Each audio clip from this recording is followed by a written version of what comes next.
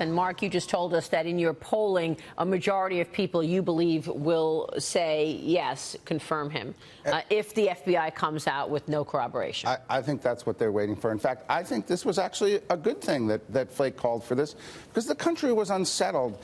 Even though many of those who were named as witnesses said they weren't there, the public didn't hear that. But the Democrats aren't going to be settled by that. You know that. No, there's going to be a wild fight from the Democrats. This report was inadequate. It was not enough of an investigation. It was too short. You can expect that to be coming. But, you know, they just don't want the court to have another conservative on the bench. 69% did agree that this has been a national disgrace.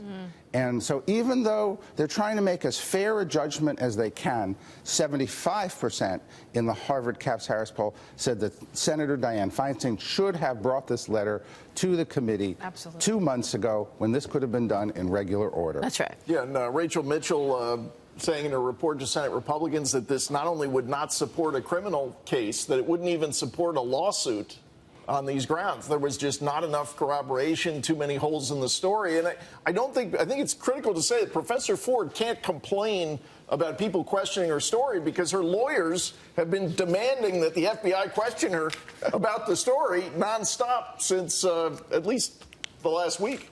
Yeah, I think, look, the country heard from both of them for hours and hours.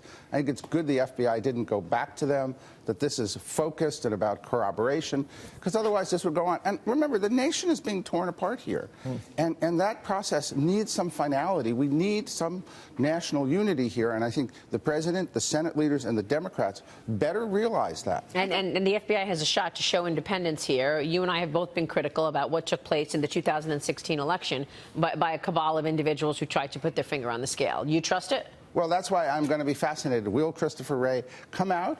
Or it sounds like he's going to do what the FBI is supposed to do, send the report to Grassley, who will give it to the senators, and then, of course, it will leak in about 3 minutes. But I think it galvanizes the Republicans at the polls, because they're looking at this drama. It's, you know, there is no corroboration. It's obstruction, obstruction, obstruction. You know, Grassley, Senator Grassley says that the senators on the Judicial Committee, they couldn't get access to Dr. Ford's, her therapy sessions, her lie detector test, and even her, I guess, dealings with the media. So, you know, what are they voting on? Do they have the right information to do that? Well, look, they can only do the best they can. And I think the public saying 60% says, hey, we'll support this if the FBI shows no corroboration. And they'll end this, and the country will move on. And I don't think we're going to see impeachment and this thing drag on. But remember, tensions have been driven here pretty high. It's a partisan fight. And those senators in red states really are feeling the heat. Because there's no question that you know, 86% of Republicans are in that 60%. And they are going to press these Republicans, these Democratic Senate candidates, and that's the real political boomerang here. So what do you think happens in the midterms now, given all that we've seen? Oh, I think, look, we're still on course for what I call a blue edge. The Democrats still show in the House race a probability of taking that. But I do think you could have kind of a rebound in the Senate. These Senate races are really tightening up. I think the conservative base did not have a leadership, did not have a message, real energy. I think they have been energized. I think this thing could backfire, unfortunately, on the Democrats. Let me ask you about Jim Comey. Fox News is reporting that Republicans on the House Judiciary Committee are close to subpoenaing him. They invited him to a transcribed interview, and they are prepared to issue a subpoena for the appearance. You heard it first on Sunday Morning Futures. Here's the chairman of the Judiciary Committee, Bob Goodlatte. Are you going to be able to interview people like Loretta Lynch, Jim Comey, Sally Yates before the midterm elections? We are working right now to schedule them. If they don't appear voluntarily, we will subpoena them. We're going to do that work right through the fall, and whether it falls before or after the election, we're going to persist, but we want them in as quickly as possible.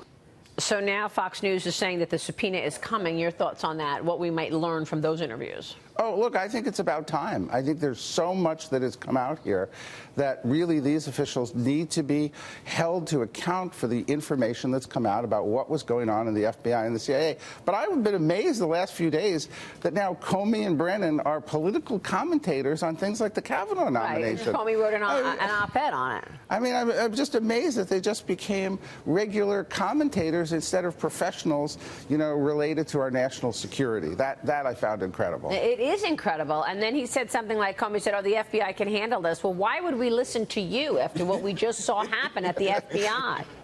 Why are you even weighing in? This is a dangerous time for Comey. He's been able to control his image and his message a great deal over the last year or so. With his book. And exactly, but now you go back to that May 2017 Rosenstein memo laying out how people of all parties, all viewpoints agreed Comey trashed the procedures of the FBI. He may have to finally be held account here. That's why we're going to see. Can Christopher Wray show a more professional FBI and salvage their image by being definite, by being clear, by following procedure? Yeah. So we'll see about that if the subpoena comes through.